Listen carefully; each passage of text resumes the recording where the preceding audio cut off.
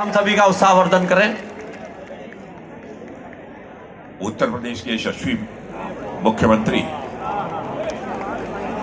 आदरणीय योगी आदित्यनाथ जी, मंच पर उपस्थित हमारे उप मुख्यमंत्री द्वय श्री केशव प्रसाद जी मौर्य, श्री ब्रजेश जी पाठक और भारत सरकार के राज्य मंत्री श्री कौशल किशोर जी, मंच पर उपस्थित अन्य सभी मंत्रीगण, एचएल के जनरल मैनेजर और दूसरे सारे ऑफिशियल्स और यहां मौजूद मेरे साथियों, जैसा हमारे मुख्यमंत्री जी ने आपको बतलाया कि हम सभी देश के प्रथम गृह मंत्री की जयंती के अवसर पर यहां रन फॉर यूनिटी के कार्यक्रम के लिए उपस्थित हुए हैं। सारे देश में यह एकता दिवस के रूप में मनाया जा रहा है।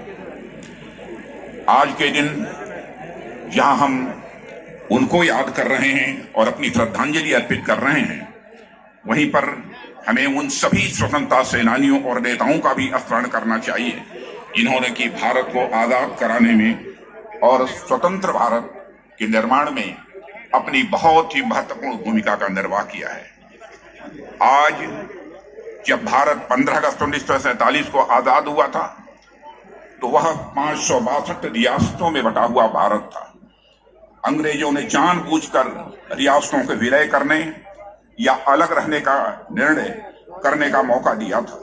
ऐसे में देश के गृह मंत्री के रूप में सरदार वल्लभ भाई पटेल ने एक जो भूमिका दिखाई, उसके कारण भारत हमारा पूरा एक हो पाया। यह सरदार पटेल की दूरदर्शिता और उनकी कूटनीतिक एवं रणनीतिक क्षमता का ही परिणाम था कि भारत की एकता और अखंडता यह सुनिश्चित की जा सके। आप सभी ने जूनागढ़ रियासत और निजामशाही से जुड़ी घटनाओं के बारे में सुना होगा।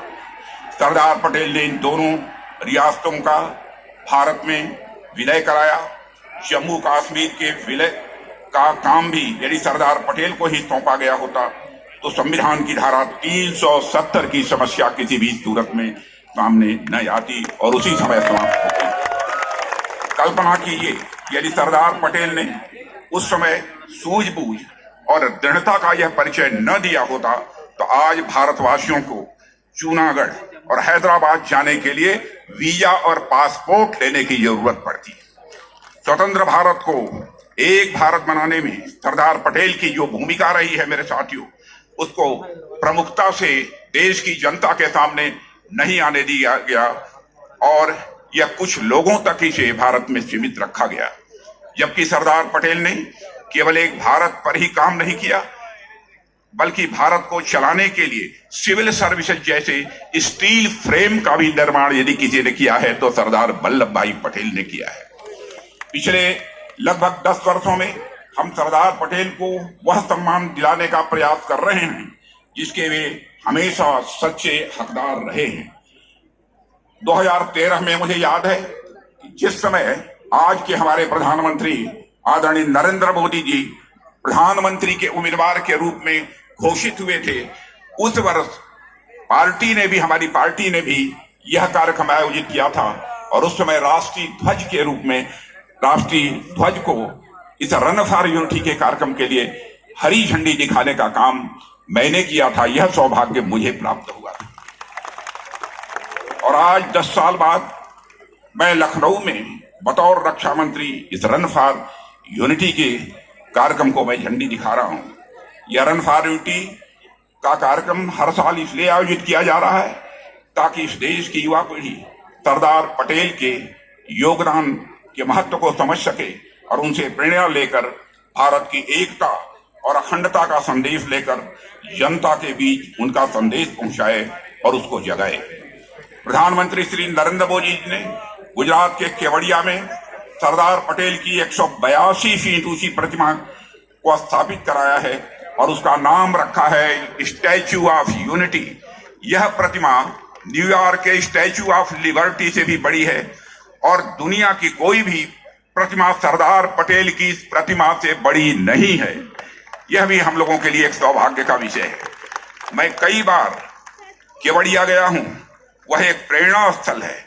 आप लोगों को जानकर यह हर्ष होगा कि प्रेरणा स्थल होने के साथ साथ पर्यटन स्थल भी है और इसलिए आप लोग भी जब भी गुजरात जाए मैं आप लोगों से भी अपील करूंगा, आप सभी को स्टैच्यू ऑफ यूनिटी भी देखने के लिए जाना चाहिए।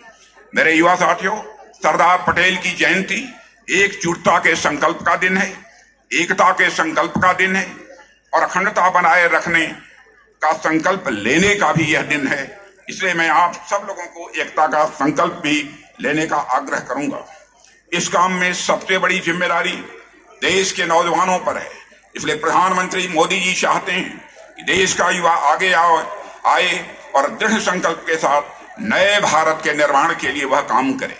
आज प्रधानमंत्री जी युवाओं को एक मंच पर लाने के लिए मेरा युवा भारत अभियान भी लॉन्च करने जा रहे हैं।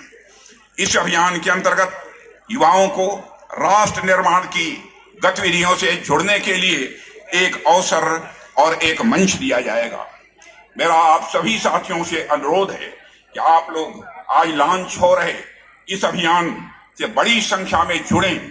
आपका यह कदम सरदार पटेल के सपनों की एक भारत श्रेष्ठ भारत के निर्माण में एक बड़ी छलांग सिद्ध होगा, ऐसा मेरा विश्वास है। और आज के इस अवसर पर इससे अधिक कुछ न कहते हुए यही अपना निवेदन समाप्त करना चाहता हूं।